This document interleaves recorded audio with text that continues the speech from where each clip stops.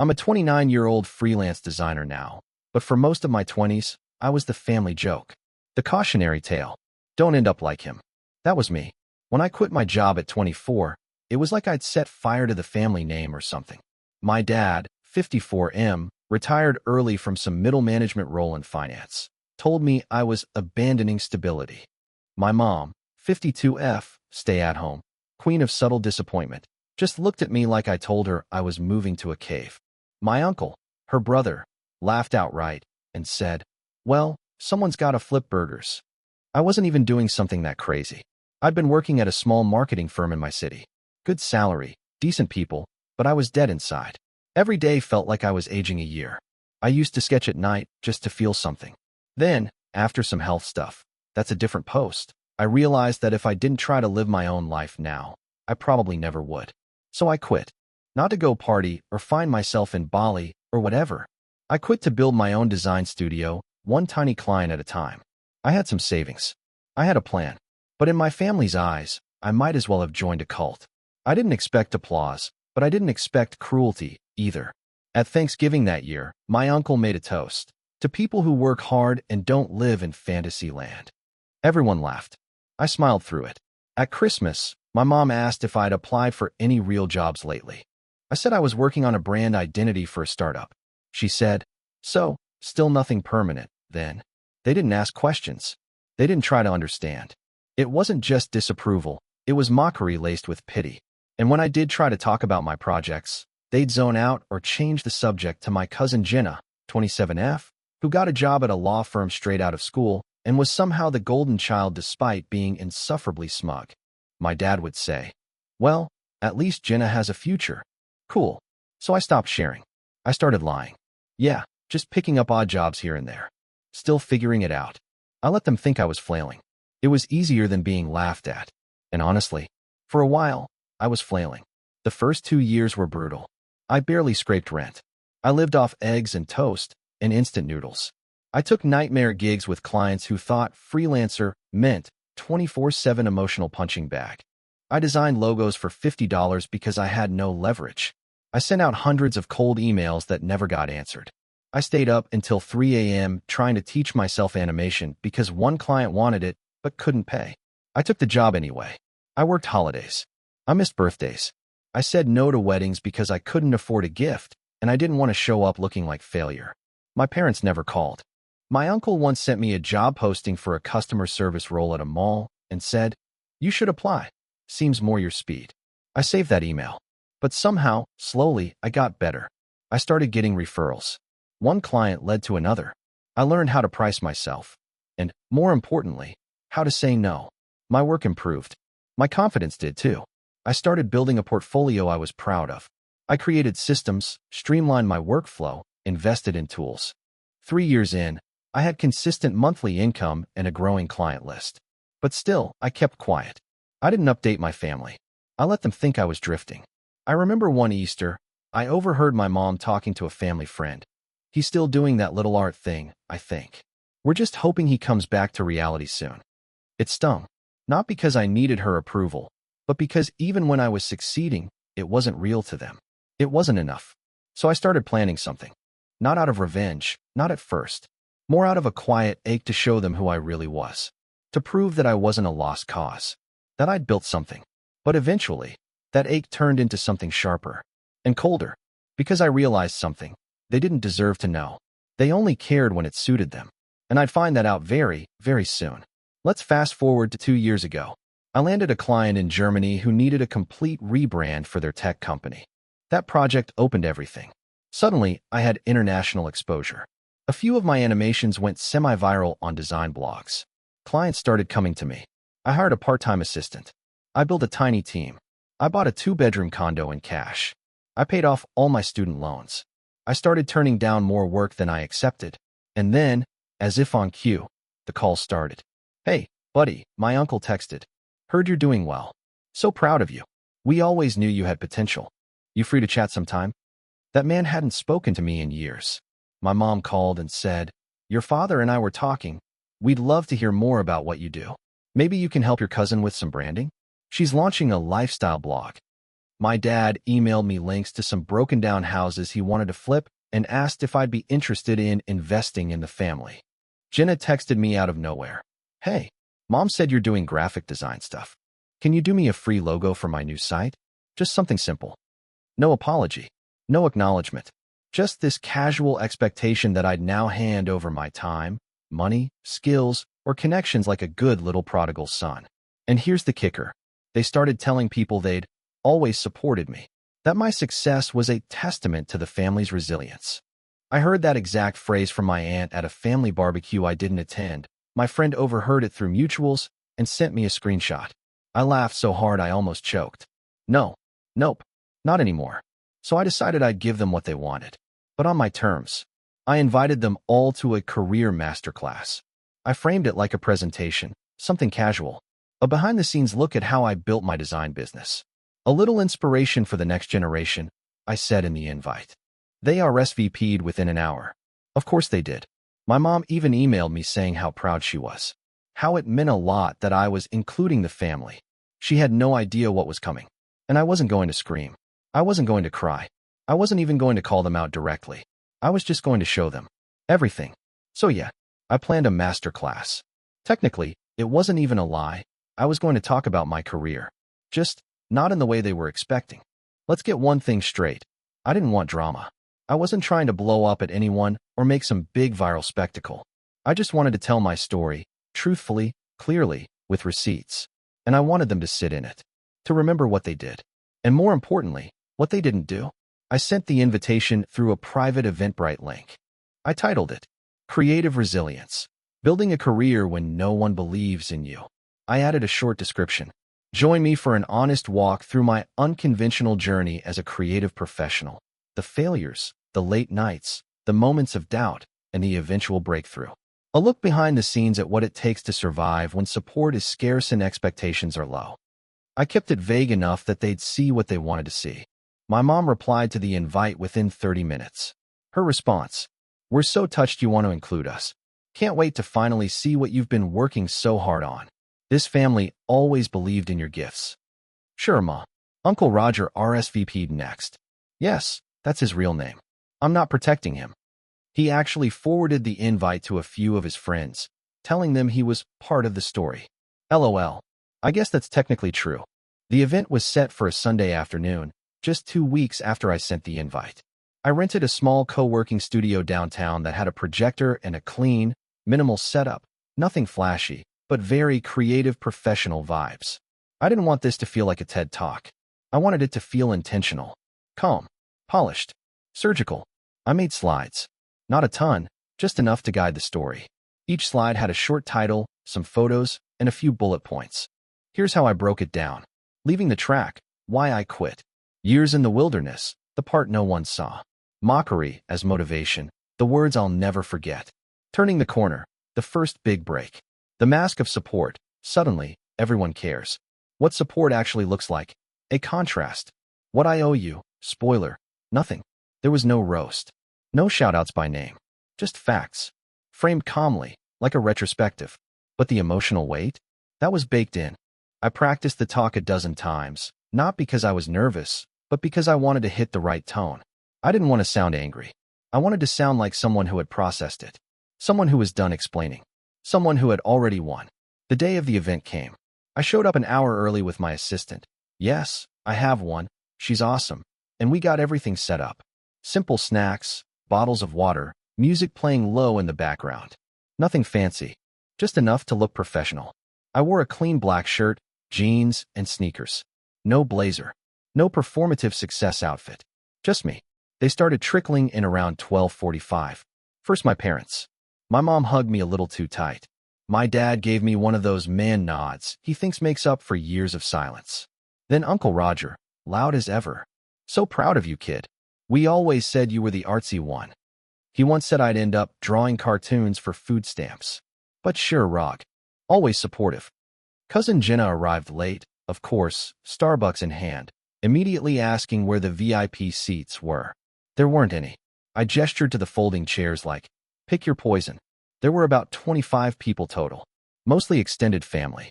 A few old classmates I'd invited for filler. A couple curious clients. And them, the main audience. I waited until everyone settled in. Then I walked to the front, clicked the remote, and started. Slide 1. Leaving the track. At 24, I quit a job most people would have kept. Not because I was lazy or lost, but because I had a vision. I wanted to build something of my own, something creative, independent, and meaningful. I could feel my mom nodding enthusiastically, like this was a moment of pride. Then I clicked. Slide 2. Years in the wilderness. The first 2 years were silence. No help, no interest, just late nights, empty accounts, rejection after rejection. I remember boiling pasta and saving half the sauce because I didn't know when I'd afford groceries again. During that time, the phone didn't ring. Not once. Except when people wanted to remind me I was making a mistake. I watched my dad shift in his seat. My uncle took out his phone and scrolled. Jenna rolled her eyes. Subtle, but visible. I didn't look at them directly. Just kept going. Slide 3. Mockery as motivation. This one had direct quotes. Not attributed, but recognizable. Art is a hobby, not a career. Maybe you should get a real job before you turn 30. He's still doing that little thing. Bless his heart. Then, what some people call jokes, others carry like scars. These words stuck with me. They fueled me. They followed me into every sleepless night I spent learning skills from scratch. Silence. No nods now. I moved on. Slide 4. Turning the corner. 3 years in, I got my first international client. Then another. And another. I built a pipeline. I started saying no. I paid off debt. I bought a home. Quietly. Because I didn't want praise. I just wanted peace. This slide had photos of my tiny desk setup evolving over the years. One of me eating noodles over my sketchpad. Another of my condo, still unfurnished but filled with light. It was a silent flex. And they got it. Slide 5. The mask of support. And then, suddenly, the phone started ringing again. I paused there. Let the sentence hang. The same people who warned me I'd fail were suddenly proud. The same ones who vanished when I was drowning were now asking for logos, investments, mentorship. There was no apology, just expectation. That one landed. I could feel it. Uncle Roger cleared his throat. My mom started writing something in a tiny notepad, pretending to take notes. My dad stared straight ahead, blank-faced. Good. Slide 6. What support actually looks like.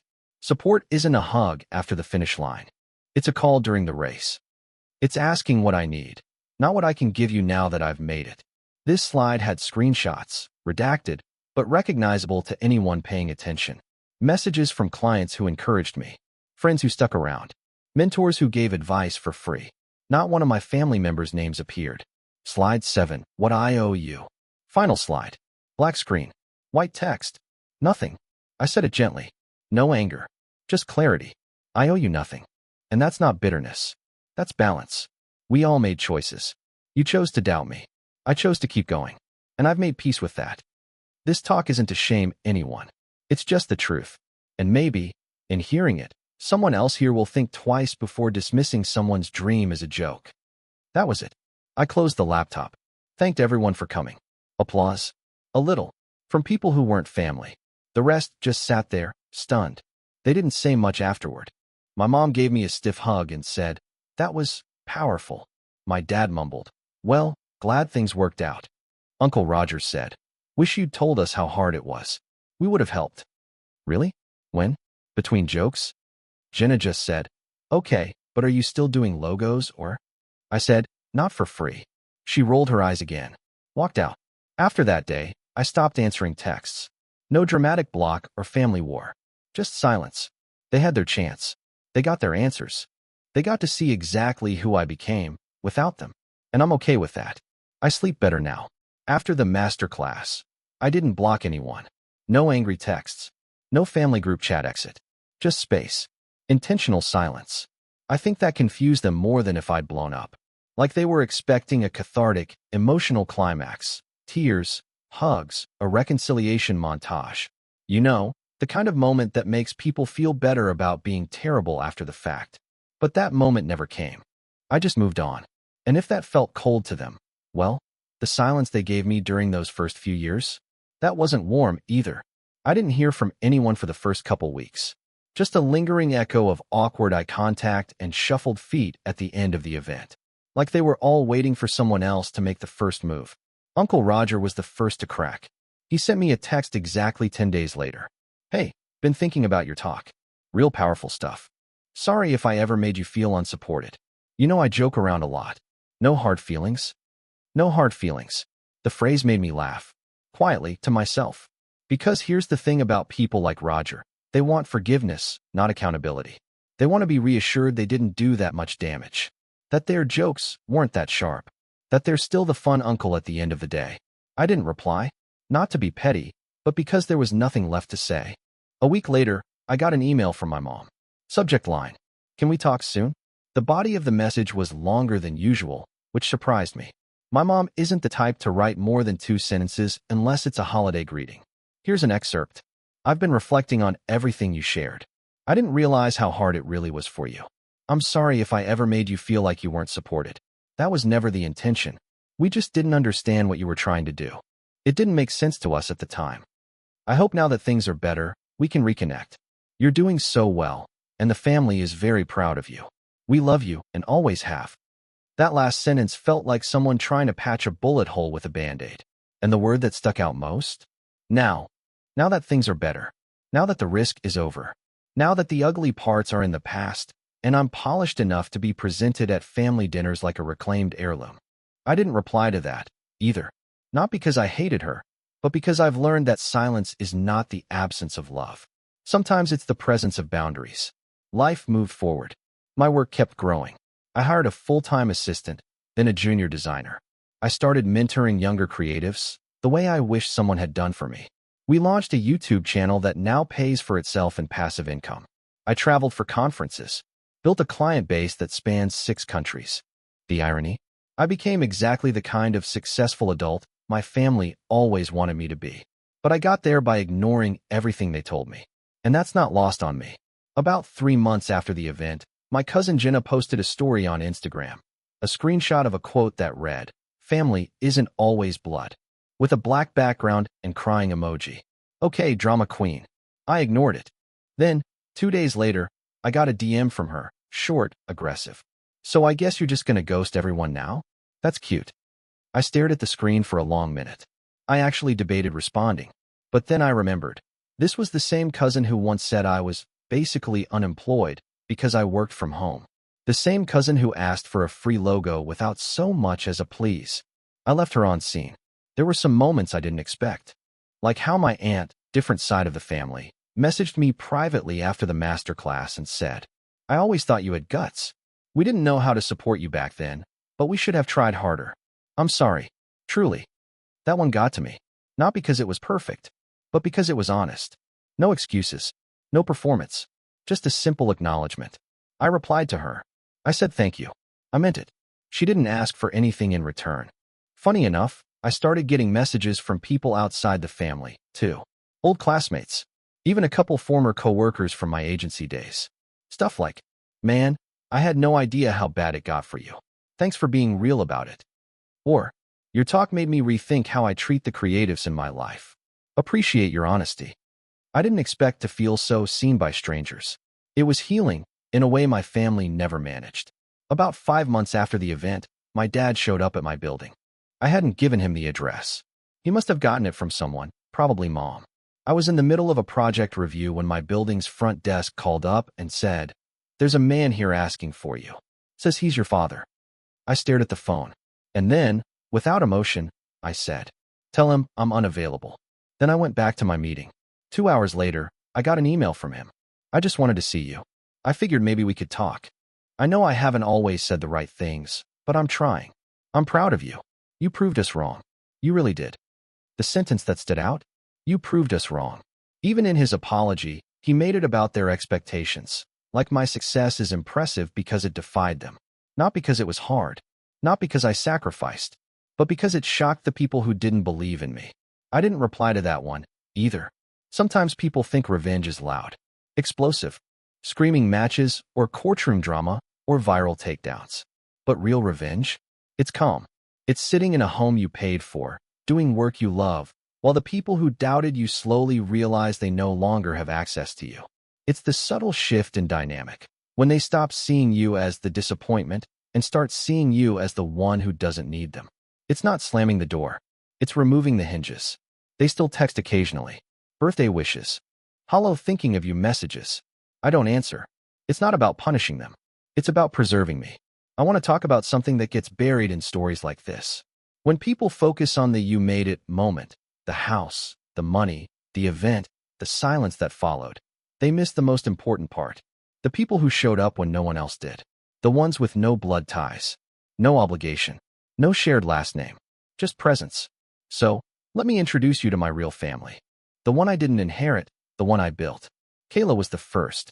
I met her in a shared workspace I could barely afford back when I was eating instant noodles 6 nights a week.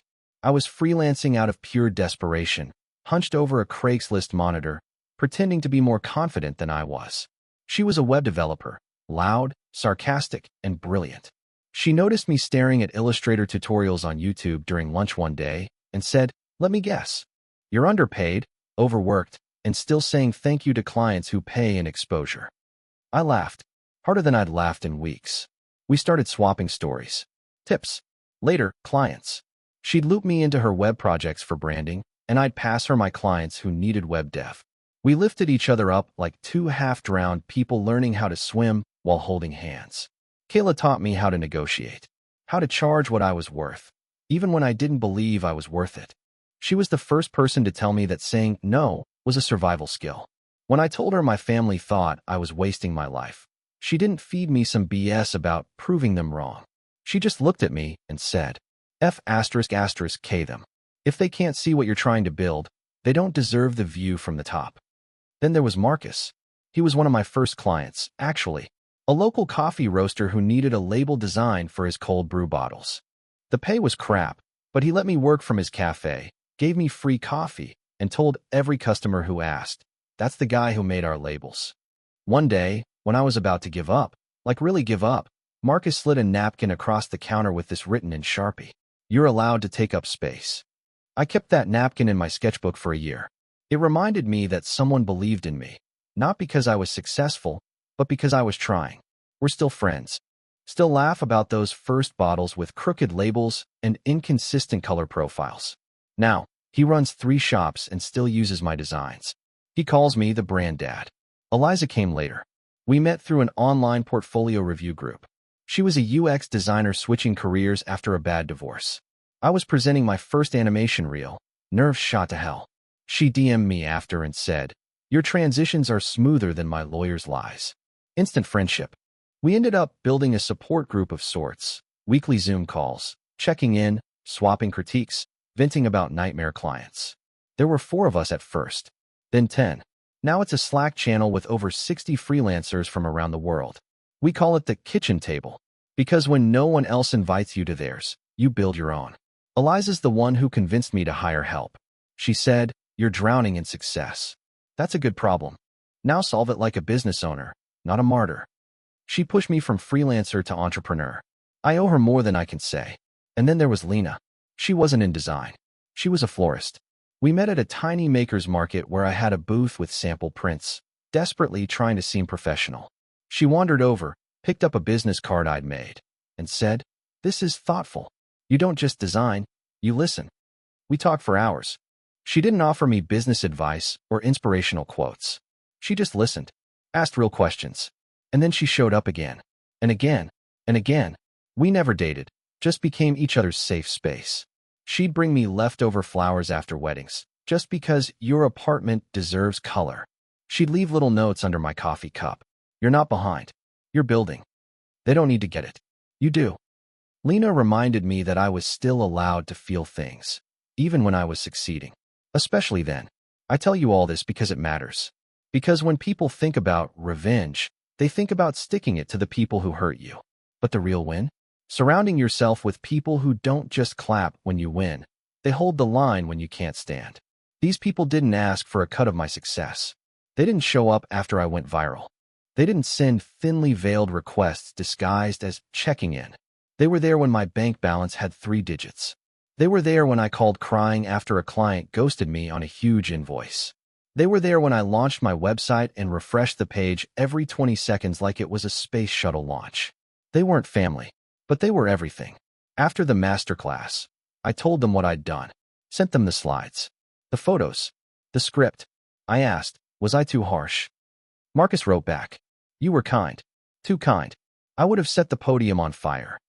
Kayla said, if anything, you underplayed the damage. But the best part? You didn't need to yell. You let the truth breathe. Eliza, blunt as always.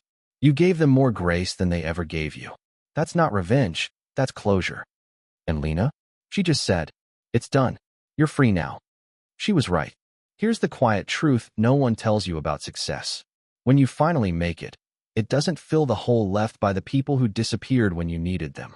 But it does make room. Room for people who show up with no agenda. Room for people who don't ask, how can I benefit from your win? But instead, how can I support your peace? That's who I kept. Everyone else faded like background noise. A few weeks ago, I hosted a dinner. Not for family. For my people. I cooked. Terribly, but it's the effort. We ate on my balcony. String lights, music, laughter. Someone brought wine. Kayla brought cookies. Marcus brought beans for my espresso machine. And I stood there, in a home I paid for, surrounded by people who'd been there not because I made it, but because I hadn't yet. And I realized something. I never needed my family to believe in me. I just needed to believe that I was worth building one without them. I thought the storm had passed. After the masterclass, after the silence, after I quietly shut the doors and focused on my chosen circle, I thought that was it. But there's a funny thing about people like my family. Or maybe it's not funny, maybe it's just sad. They don't leave the story unless they feel like they got the last word. And when they don't, they circle back. They knock with fake smiles. They send smoke signals laced with guilt, nostalgia, and conditional affection. It was around 6 months after the event when the second wave started. It began innocuously, a tagged photo on Facebook. I don't use Facebook much anymore, but someone in my old high school class tagged me in a post. I clicked out of habit and saw my mother, smiling in front of a church fundraiser table. Caption, thankful for our son's success, helping us support the community and give back. Excuse me? I hadn't given them a dime. Not a consultation, not a logo, not a single opened email since the masterclass. And yet, there it was, a public-facing narrative that I was some generous benefactor, quietly helping the family support their causes. I stared at that photo for longer than I care to admit. Not because I was angry, because it was pathetic. They couldn't control me. So they tried to absorb me into their image retroactively. Rewrite the story. Make themselves part of my redemption arc. The worst part? Most people believed it. A few days later, I got a text from a cousin I barely know. Danny, the youngest in the family, and the only one who was ever just quietly kind to me. Hey, is it true you're helping fund the church thing? Mom said you're finally giving back. That's cool, man. Finally giving back. The phrase stung more than I expected. Like I owed them something just because I'd survived. As if success was some family investment I'd cashed out on. I didn't reply to Danny. Not because he deserved the cold shoulder, but because I knew any response would get screenshotted and passed around like a group project. So I watched. Quietly. They posted photos of events with captions like, grateful for family. My mom reposted an old logo I made in 2017 and tagged me like it was a recent collaboration. They were rewriting history, turning absence into support, criticism into tough love. I let it sit. I kept screenshots. Then came the messages. Longer, more layered, more desperate. From my Uncle Roger.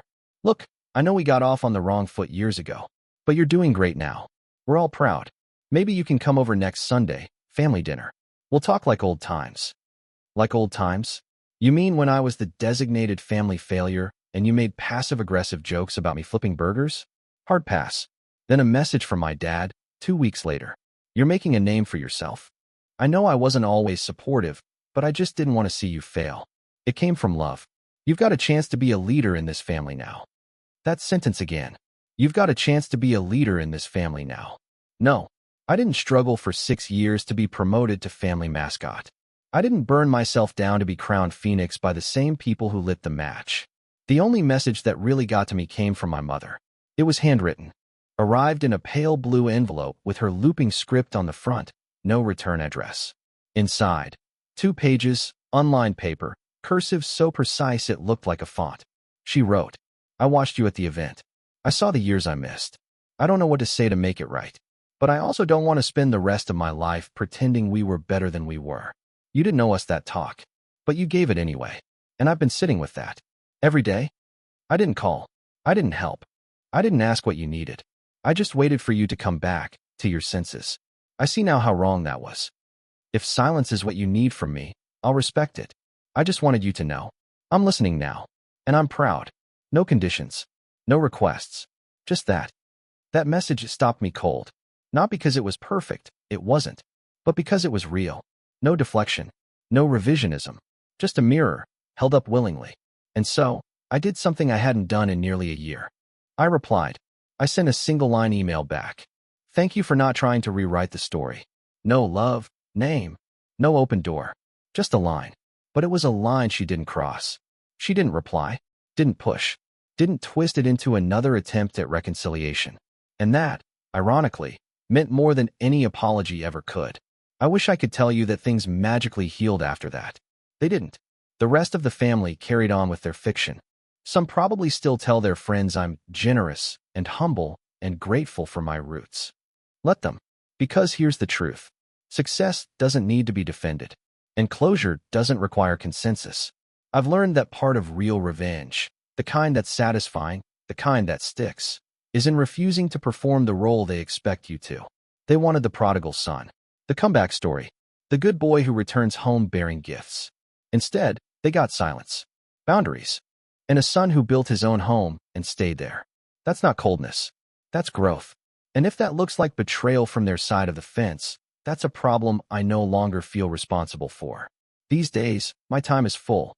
Design work, travel, building tools for younger creatives, hosting virtual workshops where people actually want to learn how to survive the freelance chaos. I get messages every week from kids with nothing but a cracked laptop and a dream, saying, "How did you do it?" And I always tell them the truth. I kept going when no one clapped. I built the staircase while being told I was walking into a wall. And I found people who didn't need to understand everything I was doing. Just people who didn't laugh while I did it. I hadn't seen most of my extended family in over a year. Not in person, anyway. After the masterclass, I stepped away, quietly and cleanly. Not out of hatred, just exhaustion. I didn't miss them. That's the strange part. I missed the idea of family sometimes, sure. But the real version I'd known? No. That was grief I'd already processed. So when I say I returned, I don't mean I had some big forgiveness moment. I mean I went to a family event mostly because of Danny, my younger cousin, the one I mentioned in part 5. He was getting married. Quiet, unpretentious, backyard wedding in a town a few hours out. He was the only one from that side of the family who never treated me like a punchline. When he called and said, "Look, I get if you don't want to come, but I'd love to have you there," I didn't hesitate. I said yes. Not for the family. For him. The wedding was small. Maybe 40 guests, mostly friends and distant relatives. Open-air setup with string lights and folding chairs. Very real, very them. I arrived right as the ceremony was starting, dressed simply, no flashy suit, no design or anything. I wasn't there to be anything, just to witness it. And yet, I could feel the tension ripple as I walked in. Half of them turned their heads. I caught the flicker in their eyes, the "oh, he actually came" expressions, like they weren't sure I was still part of the story. I didn't offer waves. I didn't scan for recognition. I just sat quietly in the back row and watched my cousin marry a woman who clearly adored him. It was beautiful. It reminded me what real support looks like, subtle, steady, and without ceremony. Afterward, during the reception, things got interesting.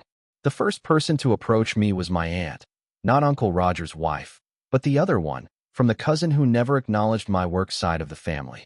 She put a hand on my shoulder and said with a smile so tight it could snap floss, Well, the prodigal son returns." There it was, the label. I smiled, politely, and replied, "Just here for Danny." Then turned my attention to the drink table like the conversation had ended. Because it had. Uncle Roger was next. He came over with a glass of red wine in hand, cheeks flushed like he'd already made a few too many networking toasts. He clapped me on the back like we were old war buddies. "Didn't think we'd see you again. How's business, huh? Killing it?" He winked. Actually winked. I said, "Doing well, thanks." Then silence. He clearly wanted me to fill it. I didn't. And in that quiet, I saw something flicker in his expression, uncertainty, maybe. Like he wasn't sure who he was talking to anymore. Good. He didn't bring up the masterclass. No one did. They acted like it hadn't happened. like they hadn't sat there while I politely dismantled their self-mythology one slide at a time. Revisionist history in real time. Later, as I was grabbing a plate of food, Jenna, yes, that cousin, appeared beside me. Hair freshly blown out, dressed like she was auditioning for The Bachelor, and that same performative smile. "Hey stranger," she said. "You look different." "I am different," I replied. She tilted her head, like I was speaking a foreign language, then asked, "Still freelancing? Or are you with a company now?" "Still freelancing." Still hearing that same subtle tone, the one that equates independence with failure. I said, "I run my own studio."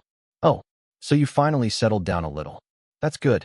I mean, it was fun watching you experiment for a while, but..." I didn't let her finish. "It was never an experiment. It was a business, even when none of you took it seriously." That shut her up. She laughed, too loud, too fast, and said, "Wow, you've gotten intense." "No," I said, "just honest." And I walked away, with my plate, and my piece. Later, Danny came up to me during one of those in-between moments.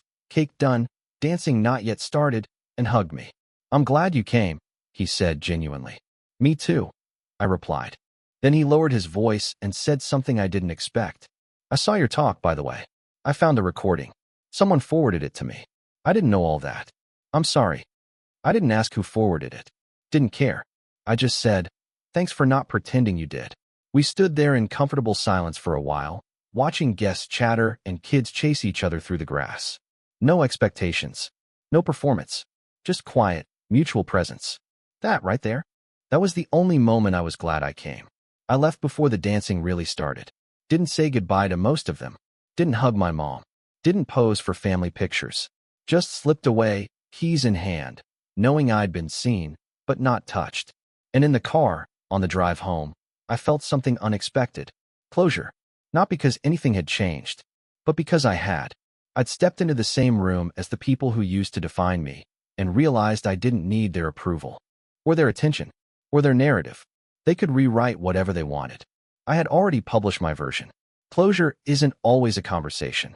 Sometimes it's just the power to walk through a familiar door and leave without anger. Not because you forgive, not because they deserve it, but because you've built something beyond their reach. And that's enough.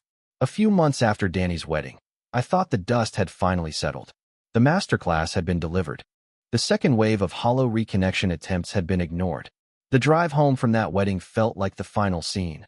Quiet, resolved, no sequel needed. But closure is funny. It doesn't always arrive when you expect it, or from where you expect it. Mine came in the form of a message from someone I barely remembered. Her name was Melissa. We went to high school together. Had maybe 2 classes in common. She was one of those peripheral people. Not cruel, not close, just present. She found my contact form through my design site and sent me a message that started like this. "Hey, this is kind of weird, and I hope it's not intrusive, but I watched a recording of your talk a few months ago. It got passed around in a group I'm in. Someone posted it saying it was the most dignified middle finger they'd ever seen." That line made me laugh. She continued, "I watched it 3 times. Once as a designer, once as someone F. Then this part. I didn't think people like us were allowed to succeed without paying emotional rent for the rest of our lives. Watching you, not scream, not beg, not explode, just tell the truth, was something I didn't realize I needed." She told me about her own experience, how her parents guilt-tripped her out of film school, pushed her into accounting, and still called her video editing her little hobby. How she was trying to find the courage to leave the job she hated and start again, even if she was starting late. I read her message twice, then a third time. Not because it was unusual. I've gotten others like it, mostly since the talk, but because of how specific her language was. Emotional rent. That's the perfect term for what I paid for years. Because that's what people like my family do. They install themselves as permanent tenants in your psyche. They collect fees and guilt, and doubt, and fear. Even when you evict them physically, they linger in the emotional walls. Melissa got that. She wasn't looking to network. She wasn't asking for anything. She just wanted to say, "I see you. And because of you, I see me differently now." I replied, "Thank you. You're not late. You're just early to your real life." And that was it. That message, short, quiet, unremarkable to anyone else, was the one that finally closed the book for me. Because in that moment, I realized something. The people who doubted me never actually mattered. Not in the way I thought. Not in the way I let them. I used to think this whole thing, the masterclass, the silence, the boundaries, was about them. Teaching them a lesson. Proving a point. But it wasn't. It was about me reclaiming something I didn't even know I'd given away. My narrative. They mocked me because they were scared, not for me, but of me. Scared I might succeed without their blueprint. Scared I might validate dreams they abandoned. Scared I might become something they couldn't explain at reunions. And I did. I became something they don't have language for. A man who didn't ask permission.